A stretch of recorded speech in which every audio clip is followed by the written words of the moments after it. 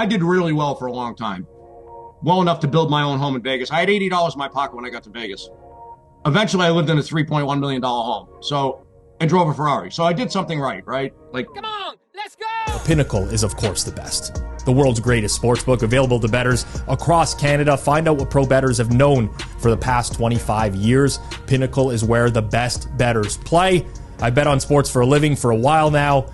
I would never consider not having Pinnacle as one of my sports books. Everyday competitive odds, great sportsbook offering, great customer service, easy to deposit, everything you would want in a sportsbook, Pinnacle has it. So make sure you check them out. If you are in Canada, use code HAMMER to sign up. It does help support us here on Circles Off and the Hammer Betting Network. And of course, you must be 19 plus, not available in the U.S. And as always, please play responsibly. Can't preach that enough. I thought all week about how to do an intro for our next guest, but really couldn't come up with anything that would do him justice. He's a legendary sports bettor whose keen insights and bold predictions have made him a big name in the world of sports betting. With decades of experience, including working under Billy Walters for several years, his strategic genius and fearless approach have earned him a reputation as one of the most respected figures in the industry. You can follow him on Twitter at BostonRed88. Alan Boston joins us here on Circles Off. Alan, how's it going? Well, a lot better now that you played me up and leading us to ultimately probably the disappointment, but we'll see if we can. I think he got that from ChatGPT. Artificial intelligence may have wrote that intro for me. It may have done that. That's disappointing. You know, Alan. I'd be anti-ChatGPT. Oh, absolutely. Absolutely. Alan, thank you very much for joining. I wanted to start off the pod with just telling a little story here. Just amongst some friends here who I've bet over the past, shared some good times sweating bets with. We had an all-timer, TCU versus Gonzaga, endgame, where an absolute travesty happened. Ball came, end of the game was already over. I'm not even sure if TCU or Gonzaga was winning. Guy inbounded it with about 0.7 seconds left from his own backcourt, was bouncing all the way to the front court, so the time hadn't started yet. He picked it up and threw like a little jimmy up, hit a three at the buzzer, and it was a big for a cover that you had. And you claimed that you were retiring from sports forever. And that has been an inside joke, not necessarily poking fun at anyone or whatever from you, but whenever I suffer a bad beat, I will oftentimes write it in and be like, that beat was so bad, I'm going to retire from sports Alan Boston style after TCU Gonzaga. So how was it? I'm glad to see you're back. Yeah, I didn't retire, obviously. I've probably retired and unretired 10 times. When I first started, this was a lot of fun. This was like exciting and different, and it was a whole different era. And, here I am dead broke betting sports. Like, how good is this? But it was more the rush. Like, you're living on the edge. It deflected your attention from misery. So it was really, it was my therapy in a lot of ways. And ultimately, it turned out I had talent for this and became a career.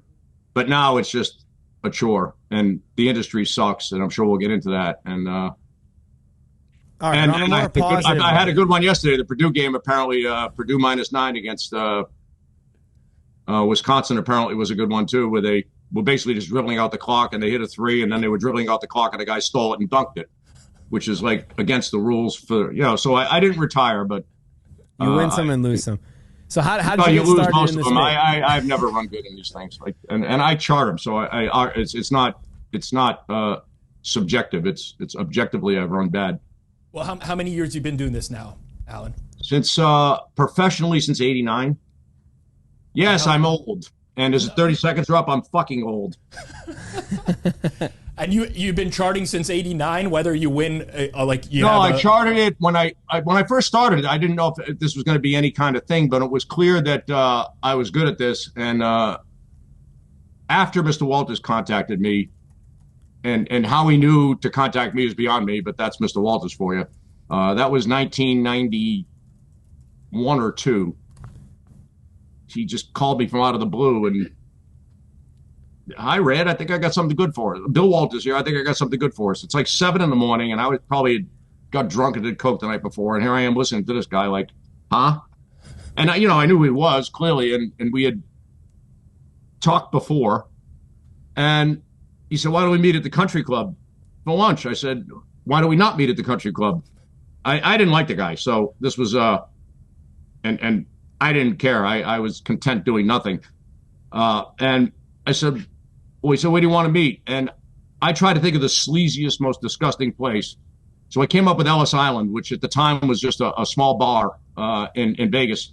It later became a casino. It's still a shithole, I'm sure, but a place he never would go to. And that's where we met. And he explained why I should work for him. And I said, "Well, here's why I shouldn't work for you." I said, "When we first met, you were a condescending asshole, and I didn't appreciate it. So, no." And he asked me to reconsider. And I went home. I talked to my buddy Oscar, who was my best friend in life. He basically said to me, "You out of your fucking mind? Like, tell the guy you want 20,000 a game." Now, I ain't got a pot to piss in. So I said, "Are you crazy?" He said, "No, he'll give it to you."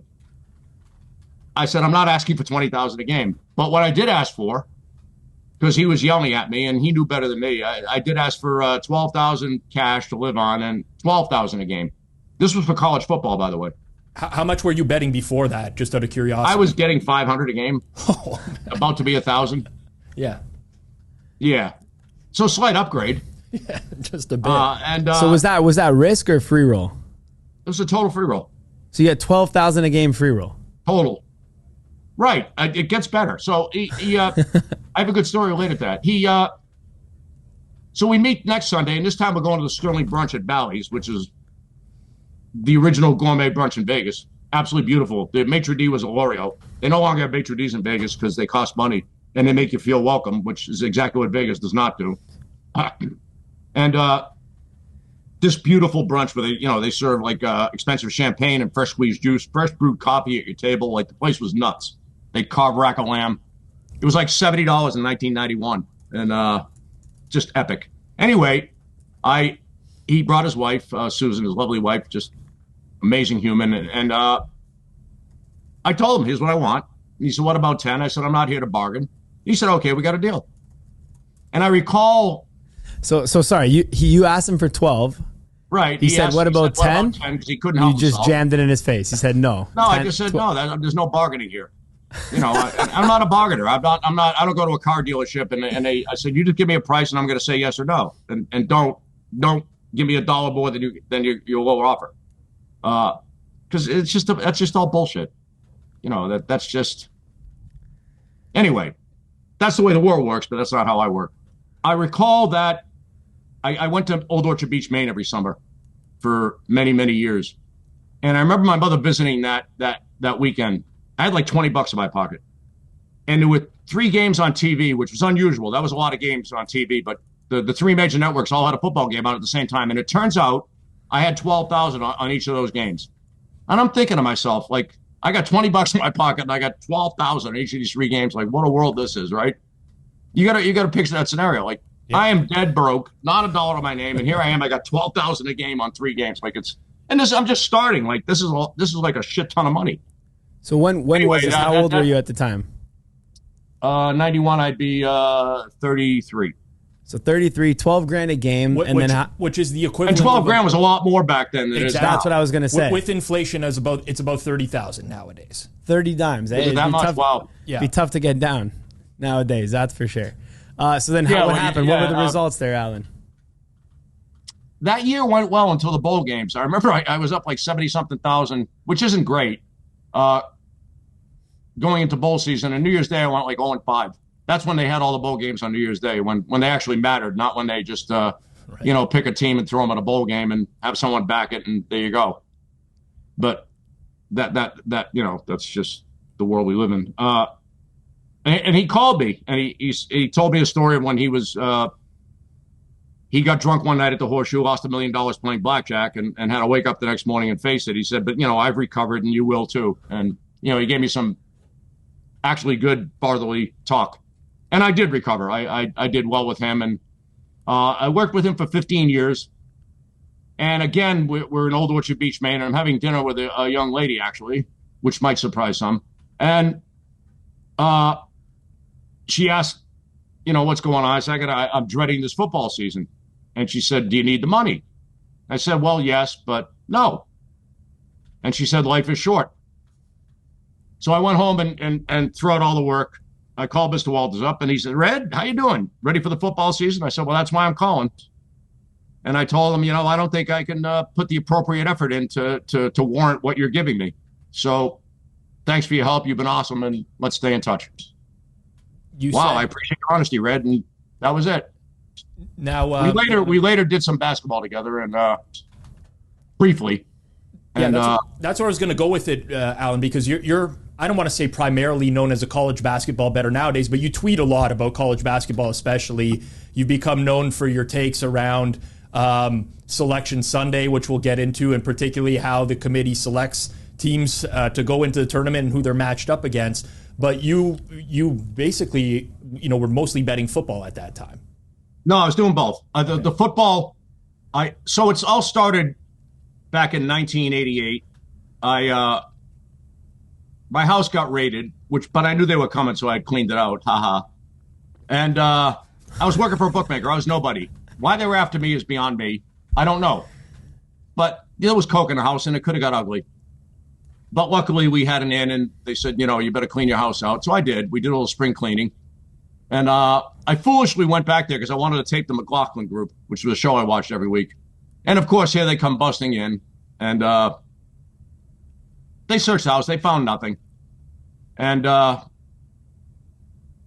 it turned out, though, there was a little coke in a tire that I had left there. I'd hid it there for some reason. And I remember when I was actually leaving, I tipped this tire over as whoops, like this could have been bad. It was less than a half a gram, but like that was a surprise. Anyway, so I'm charged with this nonsense. They took my racetrack programs out and some other stuff, and they had nothing. I was nobody anyway. Like it turned out that I was friendly with a guy who was exchanging information with a state police officer. And because of that, this is what it was about. Because I was seen with him, they thought I was somebody. I was just a clerk. I was absolutely nobody. I was a clerk working for $300 a week. Just, it was fun. And I was good at it. It was the old days when you called on the phone and you ran the line down. But the trial came, and I hired a lawyer, and the judge was Judge Zovell, who later became famous because he was in this Shake 'em Baby trial where this nanny shook a baby and killed it. And he was the judge on that. I said, hey, this is Judge Zovell. But I remember this epic. I thought this guy was really smart because sometimes it's the little things in life that are really cool. And the trial was scheduled for June 14th, and we had the pretrial thing. And he said, I'm going to change it from June 14th Flag Day to the more ominous July 14th Bastille Day. So anyway, I got a charge out. Like, this guy's pretty smart to come up with that off the top of his head. And the case was dismissed. And later I was told, get out of here. They're going to plant evidence on you. They want you. So I had a friend in Vegas, and he, who I didn't know well. I knew him from the poker tournaments that I used to fly out there for. And he said, why don't you come to Vegas? We'll make money. I was like his surrogate son. He didn't have a kid, and I was like his, the kid he didn't have. And we were friendly. I didn't know him that well. I knew he had a lot of money. So I wasn't going to go out there cold. So I spent that summer developing power ratings on football teams. I was just winging it. Right. And so I created original numbers. Then I bought a Sporting News and tweaked the numbers based on, who was coming back. And the first week of football comes, and I told them the starters opens their line at 6:00 on Sunday. Here's what I made these 8 games. If you feel like giving it a shot, here. Because this is what I wanted to do. I didn't know what he had planned for me about making money. What's making money mean? I don't know what it means. And I remember one of the games was Illinois at Washington State, and I made it pick, and he bet Washington State +6. The lines were a little softer then. And the game closed pick, by the way, but every game moved my way. So the next week I'm driving out there, and I'm stopping in Chicago and stayed at a friend's place, and his buddy had a computer, and he knew how to get on the computer and see what the lines were. This was really advanced in 1989. Yeah. This is how far we've come, how fast and how far it's come. even when the internet was kind of new in the early 2000s, you could see it's just, gone haywire. So if people don't think that artificial intelligence is going to be a thing, then they're completely nuts, because it's just like an upwards slant. If you do a curve at how fast it's going, and now it's just going to amped up even more because it's so much more advanced. Advanced leads to extra advanced, et cetera, et cetera. Anyway, again, all the lines moved my way that week. So we had something. And in fact, he was giving me 200 a game. And by November, I was up 7,200. So clearly I have some talent for this. Right. So that segued into college basketball, which I always found interesting and developed a love for it at UPenn, where I went to school. The Palestra, just a great thing. There was a little column in the New York Daily News called The Latest Line. A guy named Jim McCarthy Jr. wrote it. And he published it every day in the New York Daily News. There were these little alliterative blurbs on who he picked in these basketball games. And I was aware that there were basketball moves by the so-called wise guys. And remember, this is the 1980s. You could barely get a score in a game. You wouldn't know that because you're too young. But old fuckers like me are well aware that trying to tilt your radio so you can listen to a baseball game or get a score from the West Coast, it was such a different world. Alan, I'm born in the mid 80s, and in the early 90s, to check scores, I put on one TV station where you'd see the scores for each game cycle through, and if you missed your favorite team, it would actually take like 10 minutes for that team to come back around again. So that was already advanced. That was already advanced compared to the 80s, where you couldn't get a score. Sometimes you couldn't get a final till 2 days later. Oh, man. It was. So I'm in a different era. I'm at Penn in the late 70s, and I'm thinking like, and this is when you couldn't get anything. Like, how do these guys know who's going to win? You live in Maine, and you're picking the winner of Wichita State Creighton. Like, how the hell do you know? And I was totally intrigued. How do these guys know? And then in the early 80s, I read a book called The Handicapper by Robert Kalich. It's a great read if anyone wants to check it out. And the first 2 pages of that book is this guy who took this like manic influx of phone calls, and with information from all around the country. He had this network of people feeding him information. And he took all this information and he fed it into, let's say, his internal database to sound modern. And he winged out the winners. And I said, you know what? I want to be that guy someday. And I think in that aspect, I've succeeded. I kind of think I'm a failure in life, but in that aspect, I did well. So that's it. That's how I started. It turned out that the power ratings I created, the way I did it was completely flawed originally, and just but the lines I got lucky. Lines were I ran your good. way. I ran good there. The lines were moving your way, you said, though. I know, but no, my approach to creating the power ratings was all wrong. Got it. What turned out was all right. So I got lucky. I also had really good instinct. Like, for some reason, the instinct part of my brain for logic, which may have got developed by going to games at the Palestra and understanding what the point spread was, that may have been developed there. There might have been sound foundation for why, when I'm really good at this, I see things very, very clearly. The picture is clear. It's all a logic problem. And you pick out maybe an 8-0 run that the team made with 10 minutes to go as the do-all, end-all. Like, you just find stuff that's completely different than what a programmer would do. But it's all just logic. And if logic's correct, it's irrefutable, right? So when I'm good, I really see things in a very special way, but you have to have that foundation to develop that. And for some reason, which I don't know, that part of my brain works very well. I'm a complete fucking idiot in a lot of ways, but that part I'm good at. Interesting. So there you are. That's kind of the brief history of my beginnings and middlings. Alan, I gotta ask. So, listen, you've obviously been in this game for a long time. Yes, thanks for reminding me. Have you ever had another job, or has it always been income from betting?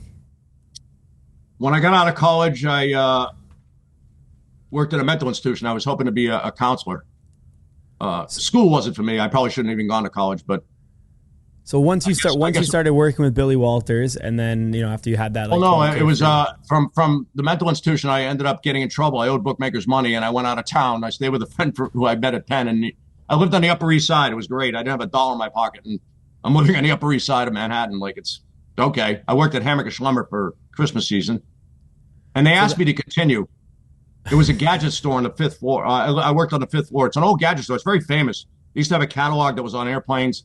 They had the original Mr. Coffee, but I had a knack for selling because basically it's just telling the truth, knowing what you're selling and telling the truth. That's what works. People think bullshit works, but it's actually truth always wins. And that's why these mother effers in office will be found. All the COVID shit coming out now is crazy. But I digress again. So from there, I got a call from one of the guys I owed money to. He said, "Why don't you just come back here? Nothing's going to happen. You work your debt off." And I said, "Okay." And I started working for Howie Levinson, who was a bookmaker in Boston. I can say his name now because it's 40-something years ago. And he ended up in the witness protection program anyway. And I worked for various guys in Boston until the raid happened. And then I went to Vegas, started with my friend Jeff, and worked for someone else in the middle. And then Mr. Walters made me a deal I couldn't refuse, which is what he does. And I spent 15 years with him. And I did basketball on my own. He wanted me to do basketball with him, but I like doing it on my own. So sometimes money isn't everything. Sometimes it's more fun just, doing it yourself. So how many years have you been sustaining your life, just like living expenses off betting income? Well, since then. So that's 89 to now. So what's the math? 11, 31, 35 years. So 35 years. Are you even 35 years old? You said you were born in the 80s, so yeah. I know. No, I'm born in the 80s. I'm in my late 30s. Johnny's a little bit younger than 35. I am not 35 years old, no. And also You're Johnny? How come it says Zach Phillips in my lower left corner? That's our producer's name. That's Zach Phillips. Zach is certainly not 35. Zach is even younger than that. Yeah, all right. Hi, Zach. I can confidently say that even though Rob is 35, that none of us know what the original Mr. Coffee is. No clue. Oh, shit. Sorry about that. Zach, you know what that is? Or no? Oh, it's the original Keurig. Oh, the original Keurig. The original Keurig, okay. When you put it was into those pre-Keurig. terms. Yes. Except it brewed it. But, yeah. Got it. It was the original coffee brewer, but it was revolutionary at the time. Well, the world is completely different now. Like, once technology rules, it just, like I said, it just amps up 100 miles an hour. So let's pick that up from a sports betting perspective. No, time. One more thing. You're working with Billy Walters. So I want to get in the history here. Did you listen to Billy Walters' interview on the Joe Rogan podcast over the last couple of weeks? Yeah, I thought it was terrible. What? Yeah. So what are you? I thought the part about the prison stuff was amazing, but prior to that, I think it was very good. What I found interesting was Joe Rogan almost seemed to be in awe of him, which is not his typical demeanor, right? That's the take I had on it. Yeah, definitely. I didn't think it was a great interview. I didn't, and I won't tell him that. I don't want to get mad, but well, yeah. I mean, I think part of he's gonna hear this now because he listens to this show. Well, does he? Yeah, he's listening to every episode. I'll call him first. but you know what? A great interview it's twofold, right? Because it takes the interviewer and the interviewee. Because I listened to that myself as well, and I think part of the challenge with listening to that was I actually like Joe Rogan. I think he puts out some great content generally. I do too. However, it seemed like he just didn't have the subject matter expertise to really go in on Billy in that. And there's a lot of things Billy said where like someone in the sports betting space would have picked up on it and okay, I got to dig in here. And Joe just like there was a lot of woeing. Whoa. Like it's like Billy's just saying he puts out numbers on every game. It's not something to be super excited about, Joe. Like everyone does that. He was wowed that he spends $1 million in R&D. Yeah, exactly. $1 million in R&D there's a lot of bettors that do that nowadays. So I thought it was more on Joe's side. I'm not saying Billy's I agree with that. I thought, that's why I mentioned that he seemed almost in awe. Like he kind of lost the method. What do you think? He's usually a great interviewer. It's like a very chill discussion. I don't watch a lot of stuff. You think Walter still wins right now? You think he still wins right now? Absolutely. He wouldn't do it if he didn't. He's very smart, and he's not he clearly was a street guy when younger, but if you read his book, you realize how driven he's been, like almost from the get-go. And I've kind of always had a sense that was him, but I thought his being driven sometimes maybe got in the way a little bit. I don't even think he'd agree with me on that. But he's triple smart. Like in a lot of the stuff he did to try to get people off his back, which was his best approach long-term to winning, was just genius and really revolutionized the industry in that way. In moving money, he revolutionized the industry. And obviously he was clearly the original computer guy who also, in a lot of ways, revolutionized the industry and who likely will get voted into the Sports Betting Hall of Fame. He was. He certainly has my vote. Yes. Billy's much more public now. He appeared at Bet Bash last year, did a one-on-one with Spanky at that time. Obviously, he did the Joe Rogan pod more recently. Do you think that he's fully truthful in the stuff that he puts out there, or do you think some of it's to garner attention? Here's an example, right? So in the Joe Rogan pod, he mentioned that he made a huge bet on one of the Super Bowls, I think it was Colts Saints, where he thought the line was 7 points off. And I bring that up because a traditional, even like professional sports bettor nowadays would hear something like that and they'd be like, this is insane that someone thinks that the Super Bowl line is 7 points off. Well, for those who are listening, it was the Colts Saints, where Saints were +7. They ended up winning, and then he claimed on Rogan podcast that he made the Saints a favorite. So that will give. No, he said it was pick. He made it pick. Made a pick. Sorry, made a pick. So 7 points. And that's insane, but I believe him. Right. 100% believe me. There's no reason to lie about that. He could just say he had a 1 or 2. It's still way off and ridiculous. I think no, I believe him. Interesting. I'm not so sure. Yeah. I mean, I think he's truthful. He has no reason to lie. Like, not now. Yeah, I'm not suggesting that he does. I just found it interesting. Like, honestly, I just found. Yeah, no, really that seems almost unbelievable, right? Yeah, but I think the Super Bowl. Perhaps there was a time where a lot of those Super Bowls were complete blowouts, and the lines weren't as good, and they were publicly, the public money was mostly on favorites, and the Super Bowl has some public influence. No other sport has. Like, no, anyone who thinks the public influences the lines is an idiot. They have zero influence on the line. Zero, not even 0.001%. Maybe Super Bowl. That is largely true. I will say that is largely true. Not largely true. It's objectively true, like 100% true. That is true. 0.01%. Maybe I'm exaggerating, but in the NCAA tournament, I think maybe certain singular institutions, maybe the Hilton takes a big bet from a square and moves the line a half a point. That would be the extent of the public having an influence on a line. But as far as a market line, the public has zero influence at all times. That is objectively true. They don't care what the public does. Never mind, most people just copy lines anyway. So, right. But that's why the NCAA tournament was always a good gamble. But anyway, back then, when favorites were crushing in the Super Bowl, and there was a period of time where it was just a blowout after blowout after blowout. I don't remember when. I'm not really an NFL guy. They may have jacked the lineup a little bit, and maybe the Colts came in, on a hot streak, and the Saints came in, struggling. I don't remember the game, and I probably didn't even watch it. But that makes it possible that it was way off. Yeah, I mean, it was this perception that the Colts were just way better. The only reason it's that specific comment is of interest to me is because nowadays, if like a recreational bettor went on Twitter, as an example, and posted something like that, right? I think this Super Bowl line should be, this team that's a 7-point underdog should be a pick 'em in the game. The entire sharp betting community on Twitter would just go after that person, right? Like, you're insane. There's no way that this could possibly be correct.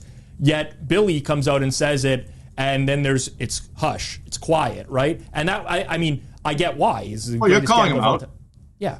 It's a legit question. Yeah, it seems a bit far-fetched, but there are anomalies, and the fact that he said it, maybe he had it 1, so maybe he just stretched the point a little bit. I don't think so, though. He has no upside in saying that he had it 4. Yeah. Right. No. What does he gain by that? He's doing it as a favor. I think he's trying to do good in the world now, and maybe trying to help the sports betting industry a little bit, which it needs a lot of help. It's probably not salvageable because once government's involved, things get fucked up. And anyway, yeah. So I believe he had a pick. Yes. You mentioned several times since we started so far about how things are very different now than they were back in the day, and the emergence of technology. In terms of your overall process as a handicapper, I know you may still do things with pen and paper, maybe not. I'll let you clarify right now. It looks like you might be reaching for a pen and paper. This is like the Eddie. So here's how I've evolved. Yeah. I used to have 2 3-ring binders. Now I got 1. So I have evolved. But you're still That was comfortable. supposed to be a joke, but it didn't work. All right. Are you? No. It's wait. Is that handwritten or printed out stuff? Handwritten. All handwritten. I do print the schedules out though. Ooh. But I handwrite my line on there. Wow, it's some would say cheating. I would say, I mean, listen, if anyone who's younger, anyone who's younger listening to this podcast, you'll probably agree with me. But I haven't written anything on a paper in, it's got to be years. I mean, obviously sign a thing. I'm not saying write down a little thing, a note if you need to write a number down or something. Again, you're from a different world. I have Like, never. I don't even know I wouldn't even know how to use a spreadsheet. Nor would I care. It would just confuse me. I have never. I ever use the right written out a term, full spreadsheet. paper. I think that's what maybe is. Well, That's all right? just a computer. So that's kind of like where I'm getting to here, Alan, is that obviously technology drives a lot of betting nowadays, right? And some of the biggest betting groups in the world, syndicates and whatever, a lot of the stuff that they do is automated betting. A lot of it is, sophisticated models that they're building out. How do you maintain your edge over so many years when you're dealing with that level of, and this is not to demean your style of betting and say it's not sophisticated. That's not what I'm getting at. But no, it's fine. I get it. Yeah, ask away. You can call me a moron. I'll defend myself. Like, it's fine. I don't think you're a moron. If I did, I would call you a a moron. I'm just saying. I'm making a point. It's fine. Yes. Ask whatever you want. And the point is, how do you maintain your edge over time when you're dealing with that much more of a competitive market nowadays? So clearly, whatever I came up with back in the day works. Whatever my process is that goes on in my pea brain here, it ends up right. And I took no pride in doing any of this, except this year, under very dire circumstances, probably been the best work I've ever done. Why, I can't tell you. The fundamentals of what I do have not really changed. There's a fundamental process to arriving at what a power rating is, how good a team is. And as soon as you arrive at how good that team is, it's probably not going to change much, nor should it change much. If it does, you're doing something wrong. So that part has always stayed the same. It's the little tweaks that I've tried to, it's a little tweaks to that fundamentals that I've changed with over the years. And actually, one of the tweaks was home advantage, which dropped significantly from the 80s, 90s, 80s especially, 90s especially, early 2000s, and then became almost negligible. And I remember that it was around 2000, I want to say 16 or 17, that I wasn't doing well, and I noticed I was betting all home teams. And okay, I must have home advantages too high, so I chopped them from. I used to give 4 non-conference, 3 conference, and for longer travels a little more, shorter travels a little less. I always think travel was the main component of what the home advantage actually is. Yep. If you're traveling 10 minutes from your home arena to an opponent's arena, I didn't think the home advantage meant much. I don't think fans screaming for a team means that much. I think it's comfort. And that's why it's dropped over the years, is just because travel's been streamlined so much. That's what that's what I felt. And so why has the home advantage dropped a lot? Like, all right, so back when I was a kid, athletes played football in the fall, hockey in the winter, baseball in the spring, and whatever in the summer. There were many sports each year. That evolved into kids picking a sport and playing it 365 days a year. So when you play basketball, you have AAU travel teams and you have all this other stuff that you can play on 365 days a year. And when I went to an AAU tournament in Vegas, the team that won played 9 games in 5 days. Okay, well, there's the light bulb. Like, why are these home advantages gone down? Because these kids are used to playing multiple games away from home, in front of hostile crowds or in front of whatever. It's nothing to them. It's easy for them. They've got comfortable with it. Also, basketball players wouldn't have dreamed of going to the gym when I was younger. That clearly is no longer the case. The gym is extremely relevant and extremely important, and they're a bit more athletic and far more fit. So again, the rigors of travel or playing in a tough arena or playing multiple games in a row is not as relevant. Even playing at altitude isn't as relevant. That used to be a humongous home advantage when going to Denver or Colorado State or, Boise or any of these teams that play at altitude. New Mexico actually plays at altitude. you would have to give him extra home for that. That is no longer the case. It's still slightly the case, but not like it once was. This is my opinion. I don't have computer programs to run all this and prove it, but I'm probably close to right.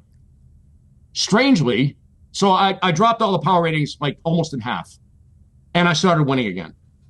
I was ready to quit. I also, when they shortened the shot clock to 30 seconds, I had this. It's all very simple, really. Like in a high possession game, the 30-second, a low possession game, the 30-second clock makes for more possessions. So a high game, 14 is probably a little higher because the possession's a little longer, and that 14-point edge probably extends a little bit more. Right. And if a team still tries to grind it out in a half court, 14 still is a little less.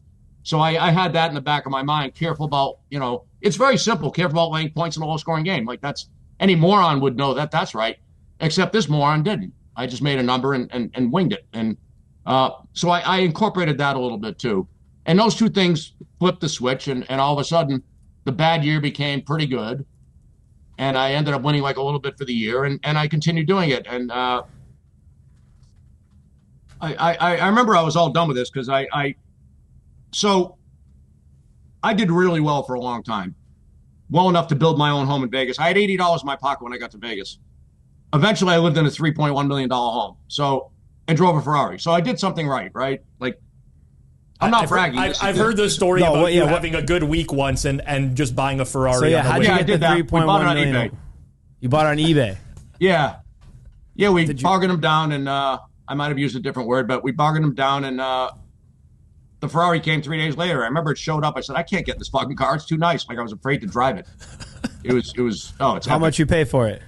62.5, I think, and he threw in the shipping. 63. I remember I wired him the money. I didn't know how to do that. My friend did all of it. He went on eBay. So what about this one? Well, he was an insurance adjuster, so he actually knew the value of it, and we got a good price. It was a 1995 348 Spider, yellow with a black rag top. I put my own sound system in it, a tweeter, etc., which I think is out of business now. Amazing sound system. It was awesome. Yeah, the car was no sick. idea what that is, Rob. I remember the sound systems back in the day. You deck it out in the trunk. I assume that's so. So what happened? right. Yes. Yeah. Good point. So what happened? What happened to the big house and the Ferrari? We'd love to know the rest of the story. So if you make $100,000 a year, you're probably doing okay. And except when you're spending $400,000. That's fair. And that is true. I am a spendthrift. There's nothing I wouldn't pay for. There's nothing I wouldn't do. I didn't care. I just assumed I'd have all the money. I never cared about saving money. I don't have a wife and kids, nor did I ever want them. Nor do I think they're useful. But I think people have kids for the wrong reasons. A wife clearly can be useful. That's silly to say that, but and I'm sure all the people who write on the comments, oh, what kind of fucking idiot is this guy? What is he? That's the trolling, right? Anyway, don't take it literally, geniuses. Yeah, I wasn't taking it literally. Yes. No, not you, the trollers. Okay, yeah. Yeah.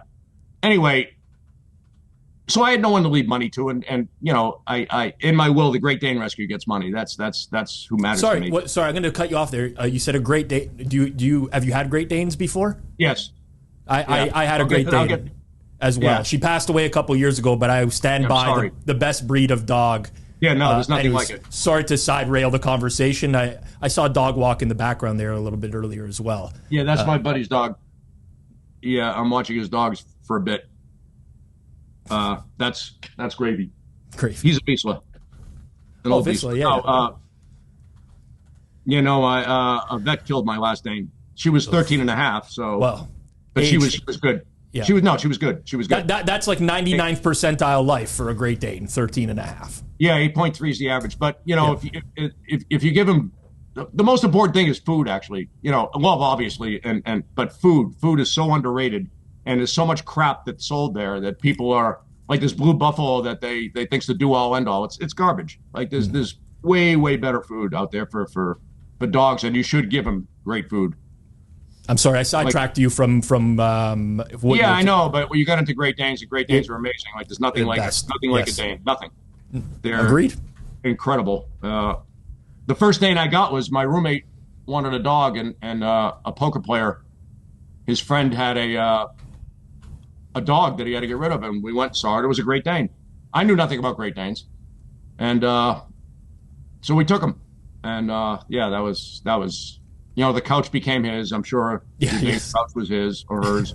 Hers, yes. And yeah, they're just emotional and you read about the most intelligent dogs and they're not listed. I find that hard to believe. Like, my Dane told me everything that she wanted, the second one, and he told me everything he wanted. And they let you know when things ain't right. They let you know when they want, they let you know. They're not stupid. Anyway, yeah, they're incredible. Like, as scary as they are, that's how loving they are. It's like the total opposite, which makes sense. Like, nature wouldn't have some big thing. Like, elephants are incredible. Whales are incredible. Brilliant and loving and emotional and Danes fit that mold. It's just and everyone says they don't live that long. Yeah, well, she was 13 and a half, and if the vet didn't take this growth out that shouldn't have been touched, who knows how long she'd live. She was extremely healthy. She didn't have anything wrong with her. She responded well to acupuncture. When she had some hip trouble, I put her on acupuncture, and I went that route instead of the Western medicine. But anyway, yeah, Danes are incredible, and if I leave money, it will be to a Great Dane rescue. So yeah. Now, where were we? Yeah. I didn't cry, at least. That was pretty good. No, I could see you were getting a little bit emotional, but I wanted to let you listen. I have the same experience. We will move on from the dog conversation. I know Johnny's not a dog owner. If you see the movie, The Best of It that I was in, Bella was in that movie. My Great Dane, my second Great Dane. Interesting. The first Great Dane was in the Outside the Lines that I did for ESPN, which they completely butchered. I called them and threatened them actually after it was over. What did you say? I gave him this 3-hour interview that they'll never get anything better than that. I gave him a very heartfelt interview. And in fact, day 2 of it, I lost every game in the NCAA tournament that day. They're there for the NCAA tournament. I lost like every game. And they asked me they asked me like, well, you don't seem to care. I said, no, it was a bad day. I'll get on tomorrow. But I went over every game, why I liked it and why I was wrong. Like, that's good shit. Like, you're not going to hear that anywhere. And we'll get into that too, I'm sure. Like, there's no good, at least that I've seen, there's no good people conveying any good information on the internet for sports bettors. Like, the Sports Action Network's a fucking joke. Absolute travesty. But, and if they're buddies of yours, sorry, they are. No. Hey, listen, your words, not mine. Listen, I'll just throw it out there right now. The most highly viewed video we've ever done on our channel was me and Johnny reacting to someone from the Action Network talking about the betting syndicate that they're a part of.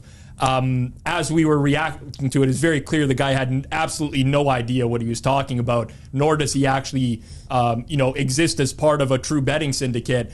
But I still, to this day, that sounds about right. The comments on that video are people who find our content and are like, oh, these two hosts are out to lunch, but a hit piece on this guy or whatever.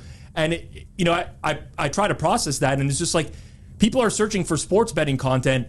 98% of bettors are losing, and they're feeding the masses betting content, and it just like perpetuates these losses and these like horrible mentalities in the reverse line movement. Exactly. And there's like for the average person, there's just no way to get out of it. For the person that really wants to learn, they're kind of just stuck trying to parse through all of this information that's horrendous. And like, where does a new bettor start? Because if they go to Google, they're going to get delivered a bunch of shit. They can go try it on YouTube or whatever, but all the stuff that's getting the most views is probably going to be detrimental to the bettors. Exactly right. That's what I meant. There's no good content out there. It's a travesty. Well, you mentioned the public doesn't influence the stuff. If you go search for like how to bet online right now, just as a fresh bettor, the majority of the things you're going to get are about how you got to fade the public, reverse line movement, stuff like that. And obviously, I agree with you largely that stuff means nothing, and in fact will be a negative if you're actually trying to bet for real. It may mean something. I don't know.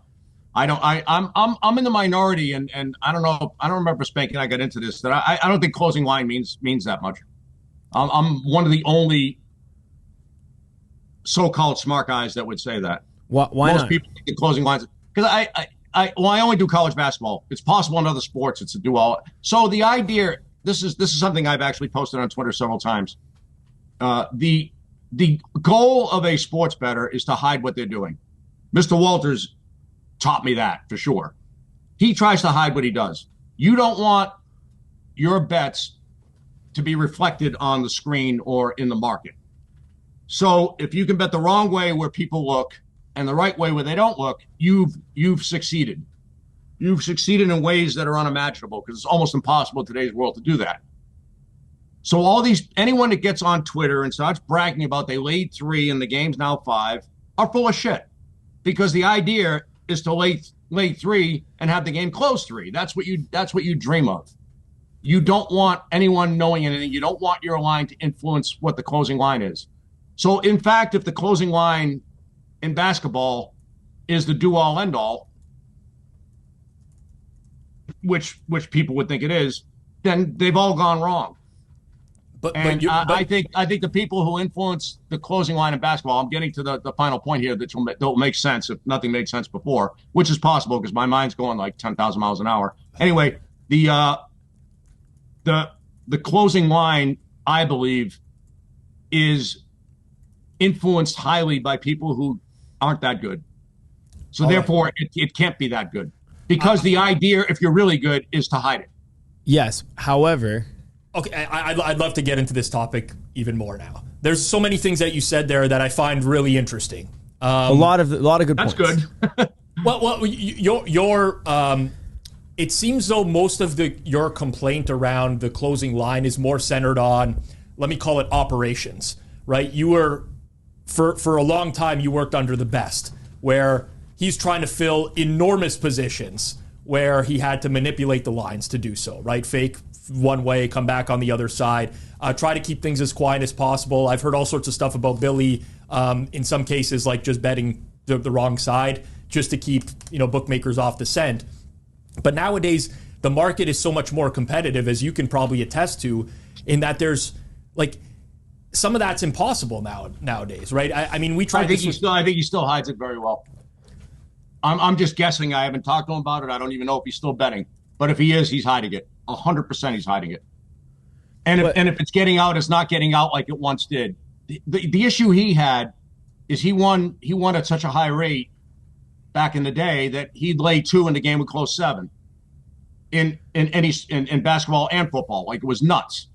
And it dawned on him that if this continues, there's no bookmakers left, because he won at such a high rate. You could lay 5 on games he laid 2 on and win. And bookmakers, some of them weren't smart enough to go 2-5 when he bet, like just go 2-6 or whatever. So you got to put a stop to that, or else you're not going to have any bookmakers left, and people are going to benefit from his work. So now you start betting both sides of the fence multiple ways. You send different things to different people, and you hide it as best you can. He started, and I can attest to this because I watched. This is for college basketball. I don't know about the other sports that he may have been involved with. So even me, like I learned from it when I did it on my own, and I was and my partner and I were betting real big. Like I would bet the opposite side to try to knock it down a half a point or a point, and then I couldn't hide it all because I didn't have the sources he had, and I was betting a lot. But it would just go back to what initially it was. So if I was looking to lay 3 in a game, it was 2.5. I'd try to knock it down to 2, or if it was 3, I'd knock it down to 2.5 so I could buy 2. And then when I laid it, it would go back to the original number. So I didn't touch the market at all. I bet it one way and then the other, and I was nothing. I was just a customer who bet, and the game moved a half a point. They didn't know me from Adam. I was a number on at a Chris account or a Grande account or whatever. They may have known I won, but they didn't care. Just they move it a half a point and be happy. It's not like I had a following. Mr. Walters has a following, and people were dying to find out what he was doing. No one gave a shit what I did, and quite frankly, I wouldn't tell anyone anyway. So, I would make sure that my bets didn't affect the market. I remember this Arkansas-Auburn game that I absolutely loved, Arkansas -2. And I bet a lot of money on it. And then the game went back to 2. And now, the morning people would bet, and then I would bet around 11 a.m. Pacific, 1 a.m. Pacific, actually, 1 p.m. Pacific, because I had a bet before Mr. Walters' bet, which was, 3 o'clock-ish when the market was super big. So now, I laid 2, the game's 2.5, and now it goes back to 2. Now I know what's up. That's Mr. Walters setting it up so he can lay 2. Now the difference between now and then is I would not go and lay that 2 back anywhere. He spent the money to get it back to 2, and now I could lay 2 there and take back 5 at night, and I know that. But out of respect for him trying to do his work, I'm not touching the game. I got enough on it. I don't need to be greedy. And there was a respect in the industry that is not here anymore. These whores now, Chris opens a line for $250, they'll bet it 3 times. What is it? Because they think someone else will get it. Instead of betting the wrong way, they bet the right way. They're just silly and don't look at big pictures and have no respect for other people in the industry. But back then, I wouldn't touch that -2. Not bragging. It's just the way it was. It's a challenge, though, Alan, nowadays, because it's basically getting to become a race to bet earlier. And this is not across college basketball. It's across like every major sport at this point where, okay, you're getting down a certain amount and now someone starts to undercut you by betting earlier. The bettor that was getting down a certain amount, a lot of times they don't have a recourse anymore other than just to try to get, like, what's the solution? Is there even a solution to where this ends up changing and going back to the way it was, or is this just here to stay at this point? No, you'd have to. I don't know. I'm not in the loop at all. Like, I don't know what these people are even thinking. There's a crew that bets basketball at night that moves the lines like 1.5, 2 points. I mean, what are you, crazy? You certainly don't have to do that. You certainly can figure out a way to wait. At midnight, no one's betting at midnight. Even if you bet the following morning, or if you bet the wrong way at night and come back the next morning, there's not a lot of people influencing this basketball line. And in fact, all the best bet very, very late. I'm doing everything on my own, very small scale, and I influence nothing. So I'm in Connecticut. I have DraftKings and FanDuel, and most recently Fanatics, which I'm no longer doing because they cut me down to $50 or something and reneged on the promotion that they had. Which I'll be calling gaming control about. I've never done that before, but I'm really someone needs. Oh, you're irked about this one. What was that? What happened? What's the story?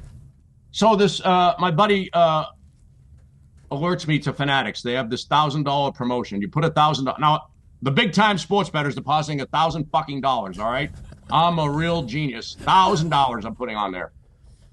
If you put $1,000 on there and you make a $100 bet 10 days in a row, you get 10 bets for $100 free. Win or lose. All right, I'll do that. And it's another place to bet. Well, unfortunately for them, and unfortunately for me, it turns out, within 5 days, that 1,000 was 5, which is crazy. Like, I won every bet I made on there. And the one thing I fucked up was they opened Eastern Kentucky 6 against Jacksonville, and DraftKings opened at 8. Well, what am I going to do? So I bet 500 both ways. Like, I had no opinion. I made it 6.5, I think. I had an opinion when it got to 8.5, but I laid 6 and took 8 for 500 each. But unfortunately, they had the 6 and the game closed 8.5. And that's a red flag to these morons. Instead of saying, oh, this guy knows what he's doing, let's take a bet and move the line, they don't know how to do that. They use this European model that's completely flawed and will break all these places ultimately because the smart guys are still going to get their money down somehow. And so day 6, I can now bet $100 and $50 on some games. All right, well, I'm done betting, but I still want my free bet. They didn't let me opt in for the 6th or 7th day. I forgot what it was for my $100. So they reneged on the deal that I entered a contract with them. It says, you agree to these terms and agreements. Yep. Check. So I am going to gaming control because these people, like FanDuel's done shit here that you can't even imagine. I'm not going to get into it because it's getting away from what we need to be. But know that these companies take advantage of squares and wise guys if they can.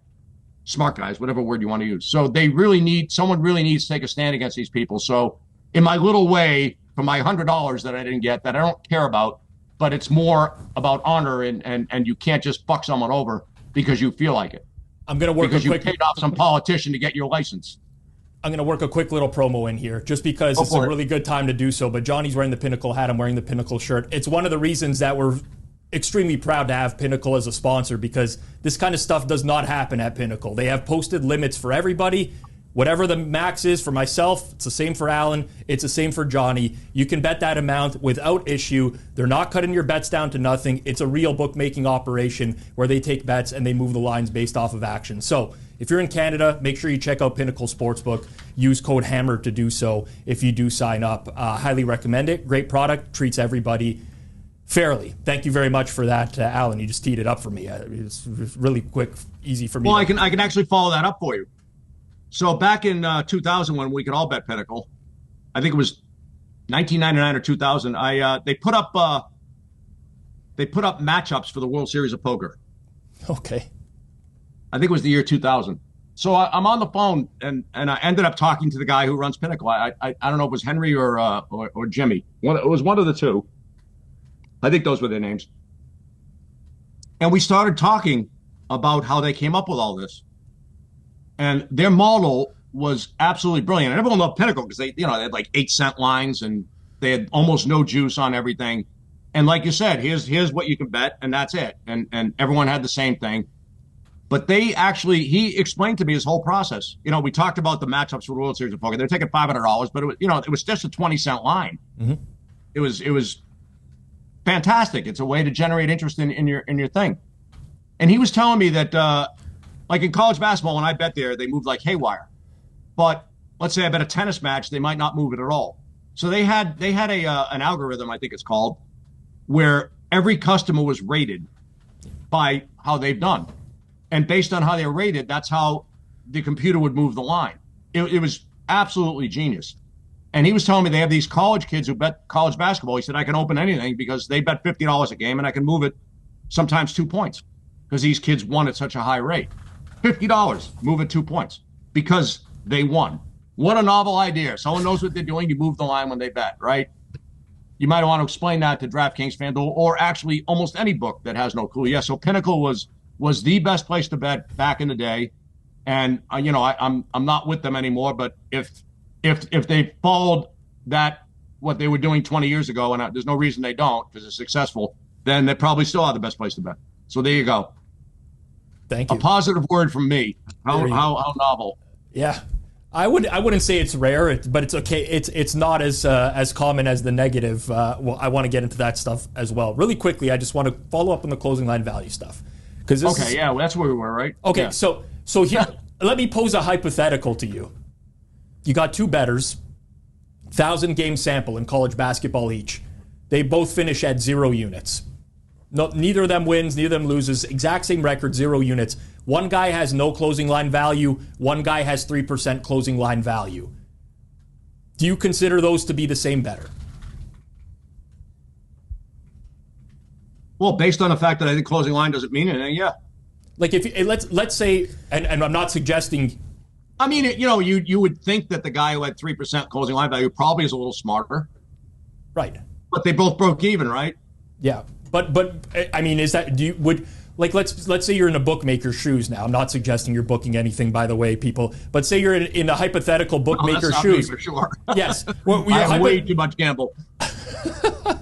Hypothetically, would you want to take bets from that guy who's got the 3% closing line value? I want to take bets from everybody. You learn who your customers are. That's what Pinnacle did, right? They learned their customers via their algorithm, and they knew who to move lines off of.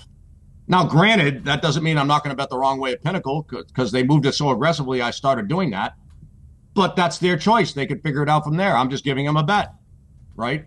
And you got to do what you got to do to try to get down. It was kind of fun trying to figure out ways to get down. But it's knowing your customer.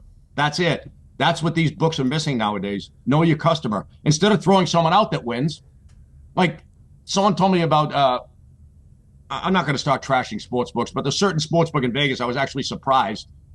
The kid bet $300 on props or something and crushed him, and they threw him out. Like, no, dude, he's betting $300 friggin'. You get all this information for $300. $300. You're booking tens of thousands of dollars. $300, you can get a good idea of which way to move your line for. So you take the bet and move the line instead of throwing the guy out. When Matt Metcalf took over, when he opened Circa up, That's what he knew better than anybody. That's why they took big bets, because he could. He knew his customers. He knew how to move lines. The idea is to balance the books. What's so flawed about these? So you're in New England. The Patriots are on a roll back when they had a good team, and they're a 7-point favorite. Oh, let's say the Bills, and everyone's betting the Patriots. They've won 6 in a row. They blow everybody out. Brady's God, and et cetera, et cetera. And Belichick's a genius. Neither of which I think are true, but that's the perception that everyone has up here. And you're the local bookmaker, and let's say you're DraftKings, and the line's 7, and you got 62,000 on the Patriots and 3,000 on the Bills. Well, clearly you should be at 7.5 or 7 minus 20, whatever you want to do. You should have moved the line at this point. But now the wise guys come in on the Bills because the line's too high, and the market's now 6.5 and 6. So what do these geniuses do? They move it to 6.5. They have 62 fucking thousand on the favorite and 3,000 on a dog at 7, and they move it to 6.5. Right? No. Every market should be an individual market. The idea is to create a market where you have somewhat balanced books. I would argue you don't want perfectly balanced, but somewhat balanced. And you don't want the perfect line. 6.5 minus 15 is ridiculous. If someone wants to lay 6.5 and someone wants to take 7 in a basketball game, if I had 2 guys on the phone and they both want $1 million, one wants minus 6.5, one wants plus 7, write it. You can't do better. No, what does Chris do? 6.5 minus 15, so you don't write any fucking bets. Well, that's just wonderful. So you want a somewhat flawed line, right, to write bets. You're working on 11 to 10 big. So if you're giving up 0.5% because you're wrong at 7 and you're wrong at 6.5, who cares? Write both sides of it and earn a living. Even the smart books completely miss the point because they got these auto movers that they end up at the perfect line. They think it's the perfect line. I don't think it is because, again, I don't think the closing line's any big deal. But that's a flaw in this European model, is you want to be with the market. No, you want to be what your market dictates. That's how you write two-way business.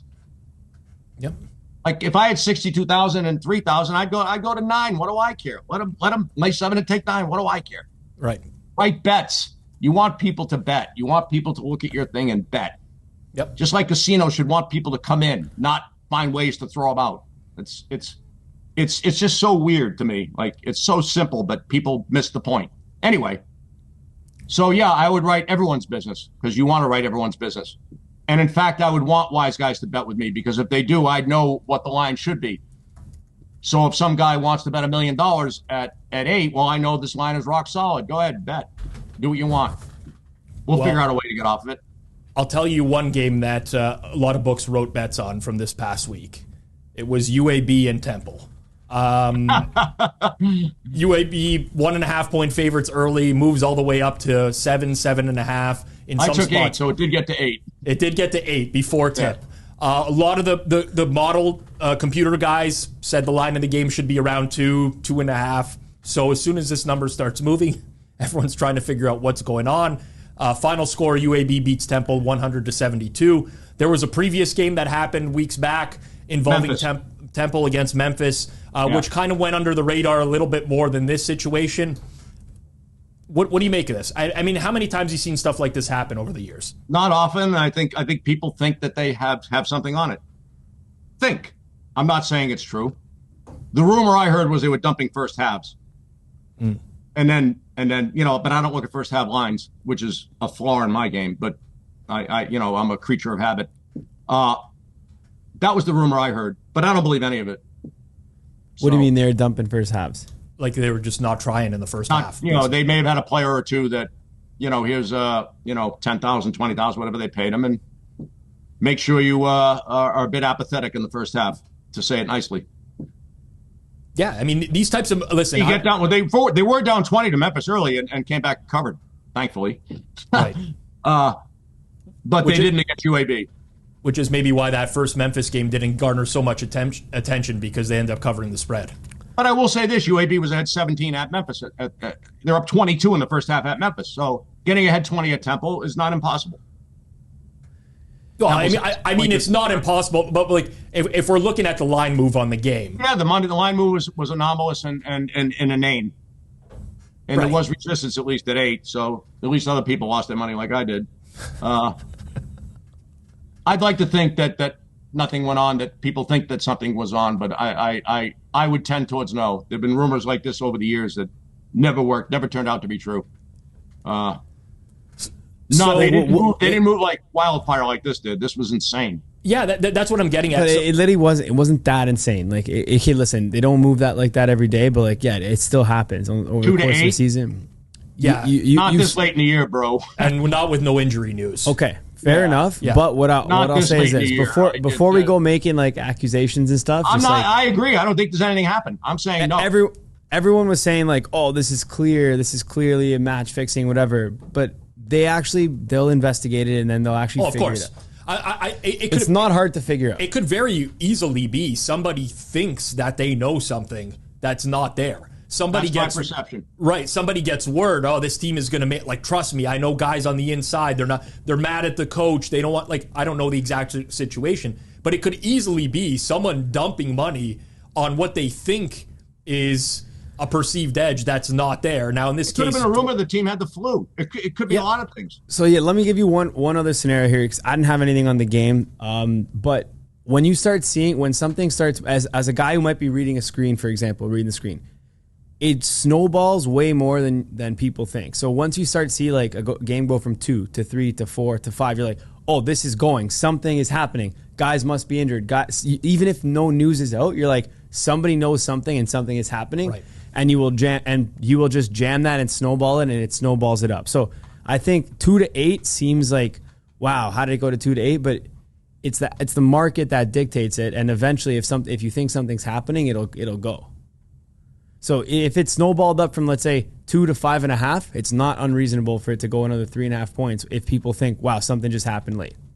Except it happens once every 20 years. That goes 2 to 8 in March. So. But I'm saying that was a weird one. It's possible. It's possible. And well, like I said, UAB the game before was up 22 at Memphis, who's far better than Temple. So getting ahead 25 at Temple, it could have been there was a big move, and UAB played well again. That's all it could be. Temple's had some clinkers this year. If you look at the NBA, what you'll see on screen is like you'll see Milwaukee go from -1 to. Then you'll be like, oh shit, they're +1, they're +2, they're +3, they're +4. But by the time they go to +2, someone's just like, this likely a leak and Giannis is probably out. Let's take it. And then they take it up, and then you'll see an hour later, Giannis is out. But that snowballs up, and it's because of news. Like that happens a lot of times where people will That's play legit news, though. There was no. In fact, Temple got a player back that had been missed the last game. So they kept one out. What I'm saying is, you do it on most people I know who are betting it. In terms of steam chasing that, are actually chasing anticipated news and not actually betting the news. So what I'm saying is, it's possible in this scenario. And if you were to ask me like, oh, what do you think? Is it match fixing or not? Like, I don't know. I didn't have a position on the game. I don't know. And I think it will come out later. But all I'm saying is like, it's possible for a line to snowball up in the way that it did without people any news. And then people to basically be like, I actually fucked up. What the fuck was that? No news came. I thought this guy was out. I thought this quarterback was going to be out. But college basketball, it's possible. It's because look at the moves that happen in NBA, and that's on, I would go ahead and say probably 10x bet size. It's unusual in a college basketball market for a line to move that much. But you're right. It could just be people just jumping on the bandwagon. It's like a feeding frenzy. It's like the stock market. Yes. It's like, look at crypto nowadays. When tech stocks got hot, there was no price. Like how can the stock be $50 a share? It's not worth anything. And then it's 60 a share because it's just this shark feeding frenzy. I'm gonna change gears for a bit. But I don't think there was anything up with that game. That's my answer. Like I don't believe so. And on to the next subject, please. Speaking of flawed and doing stupid things, the NCAA Committee every year tries to screw over the mid-major teams. Well, that's my opinion. Well, yeah, it is. I'd like you to talk. Which I think has been proven right, by the way, but. Depends on who you ask. But listen, I will say Selection Sunday every year at Boston Red 88 on Twitter is like must-see TV. I know you're actually doing something with Spanky for this Selection Sunday this year. I don't know what he expects. I hope he doesn't expect picks because they're not getting out there. Because I post picks on Twitter that have won at a very high rate, by the way. I remember, I'm not bragging. This is not bragging because I had bad years posting picks too. But I think I picked like 11 winners in a row or something insane. And some guy was complaining I actually, like an idiot, read the fucking comments, and there were complaints. This is after like 11 winners in a row. Like, and I'd been winning before that too. Like the work has been really good this year, and like really good stuff. The stuff just wins like easy. And the guy was complaining that my write-up wasn't thorough enough. Like I have something better to do than to spend 45 minutes writing some essay on why I like a game, or I could just try to throw some words together to make sense of why I like it. Like this is what they came up with. Your write-up wasn't thorough enough. Like, well, fine, you do it then. Fuck you. Instead of that, good pick, Boston, or something like that. Not that I'm looking for any accolades. I'm not. But I'm not looking for criticism when I actually try to expound something intelligent, try to give some reason why I might like the game, and I get shit because it wasn't thorough enough. So I apologized and then said, fuck you, no more picks. But I couldn't help myself. I had a post Florida Atlantic the other day, which almost lost, by the way. They 13 ahead with 3 to go, and it was random at the end. Random to Florida Atlantic side winning, but speaking of picks, you got anything for the tournament? You got anything for the conference tourneys? I tonight, like 1 second, I'll take a look at the screen here for a second. This is going to air on Thursday, so maybe. Oh, that's not going to do any good then. You know what? Okay, no good. Give us like a dark. It's not going to do any good. Give us a dark horse shot to win the tourney. Oh, St. Mary's. Are they going to? They were the one team that, even though they lost Jefferson for the year, and he's kind of a key guy, like they lack maybe a little athleticism, but the coach is amazing, and they're the one team last year. And I said this on another show. They were right there with UConn. The only team that was right there with UConn. UConn destroyed everybody. Not St. Mary's. The game was close, and then I think it was someone got hurt. Gukas maybe. One of their good players got hurt, and the game just got away. But it was a war. It was basically a 2 or 3 point game that was going to the wire until this guy got hurt. And St. Mary's was a little shorthanded anyway, and finally collapsed at a heap. I mean, the final score was deceiving. So, yeah, they're down one of their better players now, but you want a sleeper team, and it's hard to get past Connecticut, who clearly is the best team. I would say that's a dark horse. I love the coach. I love Aiden Mahaney, even though he didn't pan out as well as I thought he did. But watching that team, they can play fast, they can play slow. Their defense is just phenomenal. Fundamentally, they're incredible. They play in the half court as well as anybody, and that's what wins NCAA tournament games. So, as a super long shot. And they probably will get an 8 or 9 seed, so they get fucked over. Because you always stick them in the 8 or 9 slots, so they have to face a 1 seed in the second round, right? That's one of their tricks. Right. But you go look over the years. I'm serious. You're laughing. I'm only laughing because of experience. I'm not laughing at you. I'm laughing with you. Let's put it that way. I'm laughing because I've seen this. Yes. I'm making a point when I say you're laughing because it's listen, it's a big business, right? Ever since that $1 billion contract for TV became. So college basketball, ESPN put college basketball on the map and simultaneously destroyed it. They used to have that this is before your time. They had 24 hours of college basketball. They showed all the tournament games, except sometimes they showed them on delay. Because for 24 hours, they ran the first day, and for 24 hours, they ran the second day. So you got to watch all the games at some point, sometimes not live, because they didn't have the CBS or whatever network is doing it now. Right. True and True TV, TBS, and whatever the whole amalgam of nonsense there. But it was an amazing, amazing event. I had friends come up from college, and I'd buy like a 25-pound turkey, and we'd sit there and watch games for 2 days. And it was just this incredible event. And it was I think the game changer, and it worked in 2 good ways, was the Ivy League was going to lose their automatic bid, which tells you something about what their thinking is anyway, right? And then Princeton played Georgetown. Pete Carrill against John Thompson, 16-1, and the game is basically tied the whole way. And amazingly, a Princeton player ended up in the 3rd row with a bloody nose, and there was no foul called, and Georgetown won the game. But it was the highest-rated game they had on ESPN. The Ivy League didn't lose their automatic bid, and college basketball basically was blown up. That 16-1 game that was just incredible, riveting TV. Mm-hmm. From nowhere, this Georgetown was the behemoth, and here's Princeton with the smart kids, back cutting and constantly moving and just running this beautiful offense, hanging with the big boys. And it was that Cinderella was born and college basketball was born, and it blew up from there. It wasn't long after that the billion-dollar contract was made, and now it's a big business. So what happens when there's a big business? So when big business is around and big money's around, evil happens. And when evil happens, the money has to get to the right places. So it's actually pretty logical that the draw won't be on the square. And I'll say it like that because I've been saying it. Yeah, it first dawned on me. I was doing a radio show in Vegas on a Sunday. I did the Sunday Night Sports Starters line. The Starters has since imploded, so that we're going way back. And I recall that the draw came out, and I was doing the show, and Butler didn't get in the tournament that year. They lost in the first round to Wisconsin Green Bay. I think it was the Horizon League they were in at the time. And they'd beaten Wisconsin Green Bay by over 40 both times during the year. And shock of all shocks, they lost in the first round because it was just an impossible game for them to take seriously. And they didn't get in.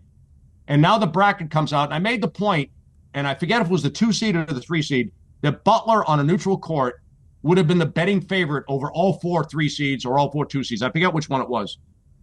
And it wasn't even close. Like, they clearly would have been favored. I think it was, let's say, the 3 seeds, just not to be too ridiculous. But that's fact. And since my numbers are pretty good, I'm probably right. And then it dawned on me, like, there's something ain't right here. Like, how is this team not in? They're one of the best teams in the country, and they're not in the friggin' tournament. And Utah State, similarly that year, had, like, some net ranking that was really high, or whatever bullshit they were looking at that never gives the mid-majors a break. They didn't get in either, and they clearly should have been in the tournament. Stu Morrill, one of my favorite coaches, so maybe I was a little biased, but no, numbers-wise, power ranking-wise, which is irrefutable, they should have been in too. And as that happened over the years, I noticed there was always the mid-majors, so-called mid-majors, that's what they call them, that got screwed over. And to this day, it's happened. So I predict that St. Mary's will probably have an 8 seed or a 9 seed, maybe Florida Atlantic. Florida Atlantic had an 8 seed last year, by the way, playing Memphis in the first round, another school they don't really like. Right. So that 8-9 game had to face presumably Purdue in the first round, but whoops, in the second round. Whoops, that didn't happen too well. And I contend that is not unintentional. I'll say it like that. Fair enough. And so yeah, I think it's extremely corrupt. I think you'll see that tough mid-majors often face each other in the first round with a very, very difficult game for them lurking. You won't see like the old days Vermont playing North Carolina because John Becker against Roy Williams is such a mismatch that the upset may happen. Can't have that. So we'll stick Vermont in against Purdue. You know, some team they didn't match up well with. They're actually pretty smart how they do it, I think. They actually know more than you realize, which makes one wonder how they come up with, you know, they're so good at screwing teams over that how do they fuck up the bracket so much? But that's how. I think that's the flaw in the whole system. They go behind back doors, closed doors, and create this thing that you'll hear. And by the way, and this is how Joe Fraudnardi was born, right? Fraudnardi or Lenardi, whatever you call him. I call him Fraudnardi because he knows nothing about basketball. He was very good at predicting brackets. All right, so what are we going to do to promulgate our nonsense? Well, let's use this guy. This guy predicts the brackets right every year, and our brackets are flawed and stupid. So let's make this guy the do-all, end-all of bracketing. So all they're doing is they find a guy who agrees with their shit and make him king. Well, Joe Fraudnardi agreed with us, so clearly we did a good job, right? That's why he's king. Listen to him. He doesn't know anything about sports betting. If you look at his early picks for who should be in the tournament, they're not even close. A lot of these guys don't. Complete lack of knowledge of the game. A lot of like the national writers and whatever, they don't know anything about betting. That's just the reality of the situation. But so why wouldn't they go after somebody who might know something about betting and not to do the bracket for him, but say, here's how I have him rated 1 to 100. Because it doesn't move the needle for them. And honestly, sometimes these ones that are a little bit more outlandish move the needle for them a little bit more than someone coming out and saying, you know, what we all know. That's the sad reality of it. That's a sad reality of it. But we're going to see. We're going to see where St. Mary's... That's the reality. Agreed. St. Mary's number 20, Ken Palm right now, number 16, Torvik rank. So a 4 or 5 seed is what roughly they should be. We will see when the bracket comes out. And by over, I mean a higher number. Oh. And I would lay 3 to 1 on the over. There you go. And I'd be robbing you. Wow. No fucking chance they get a 4 or 5 seed. All right. And I don't know where I'd have them. In fact, for Spanky's show, I'm going to write out what my top 70 teams were so I could just have some sort of reference point as to here's what I think it should be, and here's what the committee believes. And we'll see how the mid-majors fare and that particular dynamic. But you'll see, and then people will say, well, San Diego State made the finals and Florida Atlantic went far. Yeah, they did. Because they're good teams. Up. Yeah, they fucked up the bracket. All right, so, Alan, go ahead. Sorry, go ahead. Yeah, sorry. So the other thing I want to comment on is how delusional these people are. When Loyola Chicago and Sister Jean made their run years ago, the head of NBC or CBS, whoever did the thing, said, well, we'd rather have Kentucky because the ratings are better. So someone actually went and broke down, you know how they have 4 networks? So They broke down Loyola's games in the time slot they were in, on the network they were in, and compared them to years past. Now, there's not a big sample size. And in fact, after the first round, where it didn't really matter, but they happened to beat I think they beat Miami in the first round, which I lost a fortune on. Some fucked up ending too, by the way. After that, their game on the network they were on blew away prior games on that network at that time. The ratings were way higher for Loyola Chicago. Mm-hmm. So they even got that wrong. Cinderella is the charm of the NCAA tournament, not Kentucky, not Duke, not Kansas. When you think about past incantations of the tournament, you think about George Mason's Final Four run, Butler making back-to-back finals, Loyola Chicago and Sister Jean. It's always this underdog that gets all the talk. What do they talk about? The upsets that happened on day 1 and 2. It's true. So that's the charm. That's the purity of this tournament that they're about to completely take away when they form these 3 or 4 power conferences and break away and say, screw you, we're going to do our own thing now, which is what they've been angling for the last 30 years. And now they're finally succeeding with these completely ridiculous UCLA at Maryland in the Pac-10 or the Big Ten, whatever the hell it is. Yeah, that's for the student athlete, isn't it? That's good for the student athlete. Let's make a cross-country trip in the middle of the week to play a basketball game or gymnastics meet. It's so fucked up. But at least they have the NIL now, so all the money they've been paying these kids under the table, at least it's in the forefront now. Alan, before we close off the show, we have one last question for you. We asked Absolutely, ask away. We can go forever. We have the same question to all of our guests. We just want you to basically give out if you got a plus EV move of the week or a minus EV move of the week. Could be anything. Doesn't have to be betting related.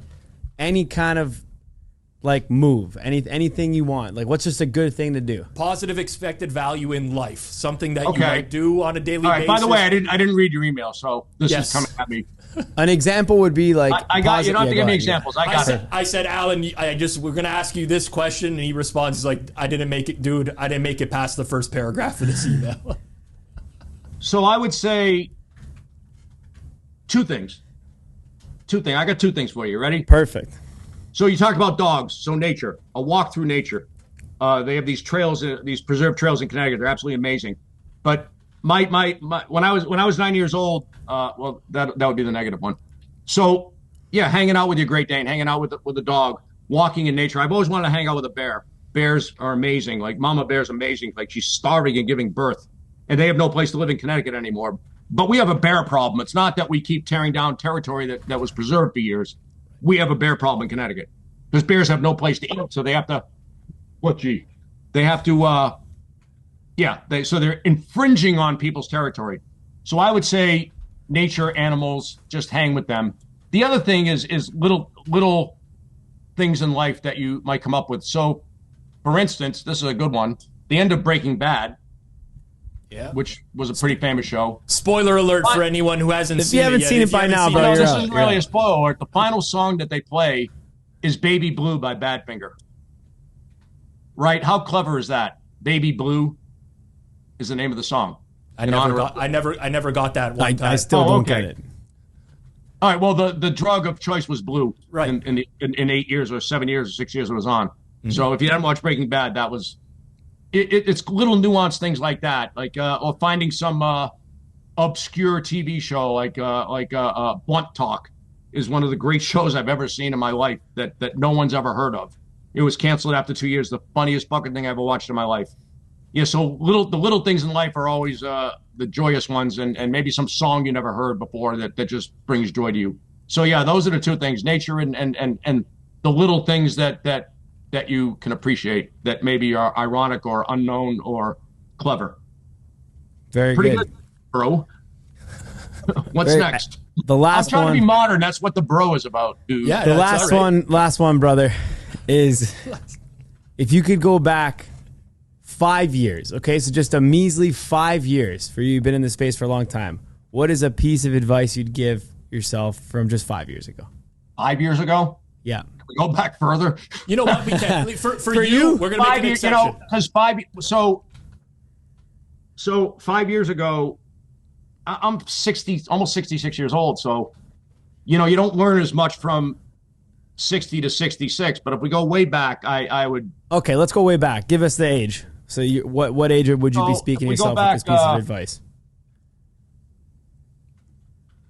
So I'm self-deprecating. I absolutely hate a lot of what I do, which is good and bad. I never would have got that from you, Alan.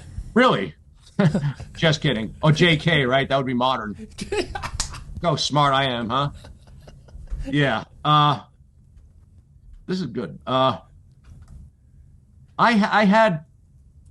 So we all struggle with life, right? Like it's at some point life is just ducking the inevitable and trying to figure out ways to duck it. And we're gonna get all teary-eyed here. No, but no, we're not. I had an epiphany about 12, 13 years ago, and this is very simple. And this is the advice I would give me now. I would have given me now, except I gave it to me 13 years ago. So this is what actually happened. I'm not really answering your question, but I think this is good. No, this is good. This is good. We'll What's the with advice? So I'm not going to kill myself. So I have two choices. I could live life happy, or I could live life sad. Now, logically, it's better to live life happy. So stop going there. Stop torturing yourself over unknown thoughts, over stuff that causes you so much pain that you can't sleep at night or you have a panic attack. Just go there. And I, in fact, have been able to block mostly painful thought or ruminating, and it's been life-changing. It's made daily existence way easier. It's made sleeping at night way easier. And I encourage all to try to figure out a way to do that. That saved my life probably from just complete misery all the time to someone who's just miserable some of the time, which is called being human. So yeah, that would be my answer. Probably not what you were getting at, but it was actually. Yeah, it's a great piece of advice. It's a great piece of advice. It's for anybody because the point of that question is whatever you want it to be. That's what the answer is. It doesn't. We're not looking for anything specific. Okay, I think that would help a lot of people. Surprised you didn't go with the negative EV, just the positive. Anyway. Oh, you can. Yeah, if you. I mean, listen. That's an easy one. Our government. Negative EV. Yeah, our government is negative EV and poachers. The opposite of the walk through the environment is. Right. When I was 8 years old, my dream in life was to make enough money to hire mercenaries to kill anyone that looks at an elephant the wrong way. And I mean it. Just kill every fucking poacher there is. I've never understood that. So I failed in that. Well, because you have these because it's all money. Yeah. If you make $100,000 to go kill an elephant, what the fuck do you care about the elephant? Yeah. Fair enough. Meanwhile, they're the most amazing creature on the planet. I can't even watch an elephant special without having a meltdown. Even an animated elephant will cause me. So that's how I blocked that one. I avoid it, which sucks because I still haven't watched My Octopus Teacher, which supposedly isn't even sad, but I'm afraid to watch it. It's extremely sad. It's a little bit. I watched it. I'm not gonna lie. This came up on the show last week. I cried during movies. I got very emotional during that movie. But that guy actually fell in love with the octopus. I believe it. Was also I haven't watched it yet, so no spoiler. Okay, I'm not gonna get to it at some point. Yeah, I watched. The last time I was flicking through and the Academy Awards came on, and a scene from there happened to be. It was. I ran so bad that they were showing the scene from the documentary My Octopus Teacher, where the octopus flicks, and he said I was deep sea, and then it happened, and there's the octopus flicking one of his arms out and wrapping it around a guy's arm. I had a complete meltdown. Like I cried so long and so hard that I had to go call someone to get a Klonopin because I was having a panic attack. It got that bad. So I've been afraid to watch the movie. No good. It's tough. It's tough. If you're an animal lover, it's kind of depressing to watch. I'm just gonna call it. Because we should be able to live in harmony like that instead of destroying the environment. Which, by the way, our administration claims to be helping with their green energy as they destroy fishing areas and kill whales with their wind energy and clear cut 200 acres to put up inefficient solar energy. Anyway, you know, get back to that. This one's not so much an environmental one. I'll tell you that. It's just more so a man I get it. who bonds with an octopus. Well, if that one very happy scene caused a meltdown, I can't even imagine, because octopus live like a year and a half, I think. So, and it took 8 years to make this, so that's inevitable. You got to deal with that, and Lord knows what else. But it's supposed to be an amazing movie, and as soon as I'm brave enough, I'll watch it. I haven't been brave enough to rewatch Boyhood, and that's actually a happy movie. So, but I felt down with that one too. Whatever you do, don't watch Click with Adam Sandler. You'll never recover from that movie. I'll tell you right now. If you get emotional, Click with Adam Sandler. Strike it off the list. Don't worry about it. I don't watch Adam Sandler movies. He was in that. Was he the idiot in that Deep Cuts movie, that gambling movie? Yeah, Uncut Gems. Yeah, that was the worst movie. One of the worst movies I've ever seen in my life. I mean, absolutely. Could they not have hired like a gambling expert to consult on that and be like, "Hey guys, you can't parlay the opening." This was before the whole thing was ridiculous. The whole premise, the whole plot line. Yes. So I think you were at movie night, the California Split. And that is definitely the quintessential gambling movie. That gets it. Can I ask you about one other one? Sure. Really quickly. Oh, have you ever watched Owning Mahoney? That's the Coen Brothers, right? I don't know who did it, but it was. I don't think I've seen that. Philip Seymour Hoffman before he died. I was at Bet Bash when you gave the breakdown of California Split, and you talked about the degeneracy of that movie and how it really captures like what real bettors are all about. If you ever get a chance, watch the movie called Owning Mahoney. I think it will really strike a chord. Okay, it got really good reviews. I remember that. I think that's the Coen Brothers, but I'd have to look. I definitely will see it. All right, Alan, thank you very much for joining. We really appreciate the time. Anytime, boys. Well, yeah, we'll have to do it again sometime. For everyone listening, I hope you enjoyed the interview. Please leave a comment what you think. Alan's not going to read them. He's already said he's not going to read any of the comments. If you haven't yet, please subscribe to the channel. Please like the video, and we'll see you guys all next week. Cheers. Cheers. Be good. Thanks, boys. Thank you, Alan.